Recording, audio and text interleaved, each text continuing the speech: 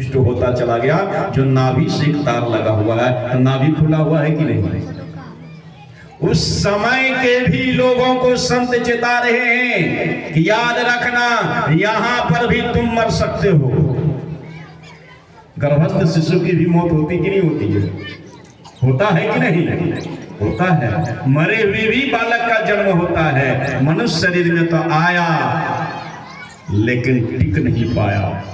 कितना क्षण भंगुर है ये शरीर। इसलिए गुरु नानक जी महाराज कहते हैं, नह बालक नह यौवने नहे प्रथे कछ बंद, और वह अवसर नहीं जानिए जब आए पड़े जम का फंदा कब लगे, इसका कोनो ठिकाना है। इसलिए चेतिए, चेतिए हम आप लोग। तो हम आप लोग चेतते नहीं हैं, मगन है सब संसार की माया को देख करके। इस प्रकार से हम मगन हैं जैसे सिमल का गाछ होता है ना, सिमल का गाछ, सिमर जिसको कहते हैं। फूल लगता है कि नहीं उसमें? देखने में कितना बढ़िया लगता है। सूखा सूखता है यार, फूल जब इतना बढ़िया है तो फल कितना बढ़िया होगा नहीं? और जब उसमें फूल लगता है और जब फूल वो सूखने लग जाता है तो सुगा उसमें चोंच मारता कि नहीं मारता? तो क्या निकलता है? कोई फल मिलता है उसको? क्या मिलता है उसके भीतर से? सुगना तब पछतायो। उसी तरह से हम आप लोग भी तरह तरह के रंग बिरंग के जो सब फूल देख रहे हैं ना, इसको देख करके हम लुभा गए हैं। यहाँ कुछ नहीं है। भगवान कहने के लिए खड़े हुए हैं, ऐ मेरी प्रजाओ, मनुष्य का शरीर परमात्मा कृपा करके हम 84 लाख प्रकार के जोनी में भटके हैं, तब परमात्मा ने दया करके मुझे मनुष्य का शरीर दिया है। तो क्या करना चाहिए इसको पा करके? क्या करें? तो भगवान कहते हैं, जो न तरये भवसागर नर समाज यस पाय, अशोकृत नंदक मंदमती तो आत्महन गति जाए। जो भवसागर से पार होने के कला नहीं सीखते हैं, सीख करके नहीं करते हैं, जो भवसागर पार होने से कतराते हैं, उसकी गति क्या होगी? आत्महत्या का पाप लगेगा। और जाएगा कहाँ? स्वर्ग जाएगा वो? तो मोक्ष में जाएगा? नहीं। कहाँ जाएगा? तो जहां से हम आए हैं वहीं चले जाएंगे। कहां से आए हैं? 84 लाख प्रकार के शरीर से आए हैं, और वहीं हम आप लोग चले जाएंगे कि नहीं चले जाएंगे? जरा विचार करके देखिए, तो जाएंगे कि नहीं जाएंगे? भगवान बड़े दयालु हैं। और जब भगवान उपदेश करने के लिए खड़े हुए, अकेले नहीं है, पंडित जी को बुला लिया। किसको बुला लिया? पंडित जी को क्यों बुलाया? क्योंकि ये शास्त्र की ज्ञाता है। मैं कल इसकी व्याख्या कर दिया हूँ। जैसे तैसे ब्राह्मण को नहीं बुलाए होंगे, ब्राह्मण समाज के लोगों को बुलाया, और गुरु महाराज को भी बुलाया। अच्छा, गुरु महाराज जब रहेंगे सामने उपस्थित, तो चेला कभी भी मनमानी तरीके से गलत प्रवचन कर सकता है क्या? करने की हिम्मत होगी? तो गुरु महाराज को भी बुला लिए हैं राम जी। और ना तो गुरु जी ने टोका, ना तो पंडित जी ने रोका, और सीधे शब्दों में राम जी ने कहा कि बड़े भाग, क्या है आपका बड़ा भाग? कि मनुष्य का शरीर मिला, जिसको पाने के लिए देवता लोग भी तरसते हैं। हम लोग मनुष्य शरीर पा करके किधर भागते हैं? किधर भागते हैं? देवता को नहीं पूछते हैं। अब तरह तरह के देवता हैं। भगवान कृष्ण ने कहा, देवताओं को पूजने वाले कहाँ जाएगा? देवलोक जाएगा। अब भूतों को पूजने वाले भूत के पास जाएगा। अब पितर को पूजेगा, कहाँ जाएगा?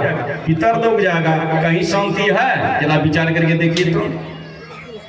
देवलोक में शांति है? वहां पर भी ईर्ष्या द्वेष होता है। साप देते हैं एक दूसरे को। राजा नहुष चला गया, देखिए वहां पर भी ये पाप करने को उद्यत हो गया। इंद्र ने भी पाप किया, और तो इंद्र ने प्रहलाद जैसे भक्त के बेटा विरोचन को बिना कसूर के, बिना गलती से उसको मार डाला। बताइए, है शांति उसको? क्यों? ईर्ष्या से जल रहा था वो कि भक्त प्रहलाद के बेटा महान तपस्वी है, मार दो उसको। बिना गलती के मर गया। इसलिए भगवान कहते हैं एक ऐसे जगह चलो कहाँ मोक्ष के द्वार में प्रवेश करो। किधर है मोक्ष का द्वार? किधर है ये मोक्ष का द्वार? संत कहते हैं मुर्शिद, कबीर साहब की वाणी है कि वो द्वार किधर है? वे इशारा करते हैं मुर्शिद नैनों बीच नबी है। नबी का अर्थ होता है ईश्वर का दूत। कहाँ है वो रास्ता? नैनों बीच। नयन बोलते थे एक आंख, और नैनों बोला तो दो आंख, दोनों आंखों के बीच। देखिए मोक्ष का द्वार कहाँ है? इशारा कर रहे संत। मुर्शिद नैनों बीच में क्या है? नबी का अर्थ होता है ईश्वर का दूत। वो ईश्वर का दूत है। वहां किस रूप में है? कैसे है? मुर्शिद नैनों बीच नबी है, स्याह सफेद।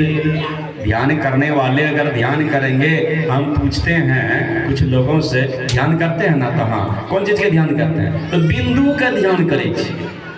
कभी ध्यान करे? बिंदु पहले सुगल छे, वहां देखते रहेंगे। किनके बच्चे हैं जी? संभाल के रखिए ना, बार बार 3 नट लेके आता है, हमको देख के डर लगता है। बोलिए श्री सदगुरु। जो अभ्यास बना रहा है, आने वाला दिन में वो 3 नट चलाएंगे। मुर्शिद नैनों बीच नबी है, स्याह सफेद। उस अंधकार मंडल में अगर केंद्र पर अपनी दृष्टि को केंद्रित करोगे तो पहले क्या दिखेगा? काला तिल दिखता है। देखने की जरूरत नहीं, वो स्वतः अपने आप होता है। अगर देखते रहिएगा तो ऐसा नहीं कि हम बिंदु का ध्यान करते, बिंदु पहले तो झलकता नहीं। दृष्टि जैसे एकाग्र होगी तो सबसे पहले काला तिल दिखेगा, स्याह, उसके बाद सफेद, उसके बाद उजला तिल दिखाई पड़ेगा। स्याह सफेद, और उस पर अगर आपकी दृष्टि टिक गई तो स्याह सफेद के बीच में क्या है? तिलों बीच तारा। उस तिल के बीच में क्या दिखेगा? चमचमाता वो प्रकाश तारा। आंखी मध्य, ठीक बीचों बीच में, दोनों उधर कहीं नहीं, आंखी मध्य पाखी चमके, वो चमकता वो प्रकाश दिखेगा। देखिए मोक्ष का द्वार किधर है? वो चमकता वो प्रकाश दिखेगा। आंखी मध्य पाखी चमके, और पाखी मध्य द्वारा उसी चमकता हुआ प्रकाश से एक रास्ता है, पर वो कितना पतला है? कितना पतला है? अपनी केस को 1000 भाग कीजिए, उसके बाद आधा कीजिए, कितना पतला होगा? उतना ही पतला वो द्वार है। आंखी मध्य पाखी चमके, और पाखी मध्य बीचों बीच में द्वारा। अते ही द्वारे दूरबीन लगावे। दूरबीन माने अपने दृष्टि को स्थिर करे। अगर ऐसा आप कर लिए तो क्या होगा? ताप उतरे भवजल पारा। अब यह प्रक्रिया सीख पाए हैं आप की नहीं, तो सीख करके करना पड़ेगा कि नहीं करना पड़ेगा? तो इसके लिए सीखने के लिए कहाँ जाना पड़ेगा? पंडित जी वहां भी बैठे हैं कि नहीं? तो पंडित जी के पास भेज देना चाहिए कि आप जाइए, यही आपको भवसागर पार ले चले जाएंगे। नहीं, राम जी ने क्या कहा? सुनिए मेरी प्रजाओ, यह भेद जानने के लिए कहां जाना पड़ेगा? मोक्ष के द्वार में प्रवेश करने के लिए किनसे निहोरा करना पड़ेगा? किनकी शरण में जाना होगा? कर्णधार सदगुरु देड़ नावा,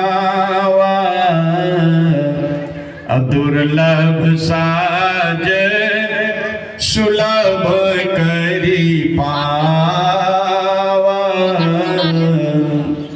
अपने जीवन रूपी नैया को सदगुरु महाराज रूपी खेवैया के हवाले कर दो, वही तुम्हारी नैया इस पार से उस पार ले जाएगी। बाकी किसी में सामर्थ है? तो सदगुरु से जरूर यह भेद जान करके लोगों को करना चाहिए कि नहीं करना चाहिए? पर मनुष्य का सबसे बड़ा शत्रु कौन है? मनुष्य का सबसे बड़ा शत्रु कौन है? बोलिए। आलस। सबसे बड़ा शत्रु कौन है हमारा? आलस्य। हम कहते हैं गुरु महाराज आप मेरे ऊपर कृपा नहीं करते हैं। गुरु महाराज कहते हैं मेरी कृपा तो होती है, पर जब तुम 3 बजे भोर में सोए रहते हो तो लौट के चली आती है। खर्राटा लेते हैं, बड़ी नींद से हम सोते हैं। ध्यान करने के लिए टाइम नहीं है, बहानाबाजी करते हैं, हम आलस करते हैं। और इतने बड़े आलसी कई लोग तो ऐसे सब हो गए कि मत पूछिए। आलसी से में भी क्वालिटी होता है। हर काम में आलस हो कोई बात नहीं, हर काम में देरी हो, लेकिन भजन में नहीं। आलसी मत बनिए, यह मौका बार बार नहीं मिलेगा। हाँ, इसलिए करके गुरुदेव ने कहा है कि सब काम करने का समय मिलता है। झगड़ा करने का समय, टीवी देखने का समय, निंदा करने का समय, ताश खेलने का समय, लेकिन बैठ करके थोड़ा ध्यान करें इसके लिए समय नहीं। तो आलस को छोड़ें हम आप लोग। इसलिए करके गुरुदेव कहते हैं समय गया फिरता नहीं, और झट ही करो निज काम, जो बीता सो बीतया, तो अब ही कहो गुरु नाम। जो समय चला गया वो लौट करके आएगा क्या? जो चला गया सो तो चला ही गया, लेकिन अभी जो बचा है इसको बचा लें, इसको तो संभाल लें कि नहीं संभालें? बिल्कुल संभालें। लेकिन हम आप लोग तो खाने में और गाने में और संसार के सुखों को भोगने के चक्कर में, राम जी ने कहा कि यही तन कर फल विषय ना। हे भाई, मनुष्य शरीर का फल ये नहीं है कि मनुष्य शरीर मिला और विषयों को भोगते रह गए। यहाँ बड़ी सुख महसूस होता है ना, लेकिन संतों ने कहा ये सुख है आपको दुख देने वाला है। इस सुख से कोई सुखी नहीं, क्योंकि संसार के जो सुख है वो नकली सुख है। एक सज्जन अपने बेटे को कहा, सुन बेटा। हाँ पापा बोलिए। पिताजी ने कहा, सुनो बाजार से आम खरीद करके लाओ। क्या खरीद करके लाओ? आम खरीद करके ला बेटा। तो बेटा को पैसा पकड़ा दिया और बेटा गया दुकान पर आम खरीदने के लिए। और जब गया तो आम खरीद के लाया, अब काले पॉलिथीन में है। पिताजी से कहा है कि पापा आम ले आया हूं। तो पिताजी कहते हैं बेटा आम ऐसे नहीं खाना चाहिए, पानी में दे दो फूलने के लिए, थोड़ी ठंडा होगा ना, हाँ उसके बाद खाएंगे। तो बेटा ने पॉलिथीन से निकाला और कहा दे दिया, बाल्टी में पानी भर के आम दे दिया। किसमें? बाल्टी में। अब 1 घंटे के बाद पिताजी कहते हैं कि बेटा लाओ आम खाएंगे। नहीं बढ़िया। तो बेटा गया बाल्टी में आम निकालने के लिए। अब जैसे हाथ डुबाया तो आम था गायब। क्या समझ में आया? आम था ही नहीं उसमें, लेकिन पानी का कलर चेंज हो चुका था। घबराया कि पिताजी आम तो है ही नहीं। पिताजी ने कहा बाल्टी में नहीं दिया था, दिए थे तो पता नहीं क्या हो गया, कहाँ चला गया। तो पिताजी ने आके देखा ये क्या मतलब होता। तो देखा कि पानी का रंग बदल चुका है, कलर हो गए हैं। बात समझ में आ गया कि आम ये कौन था, खाने वाला कि सजाने वाला था। समझ गया कि नकली आम दे करके मेरे बेटे को किसी ने ठग लिया है। तो गया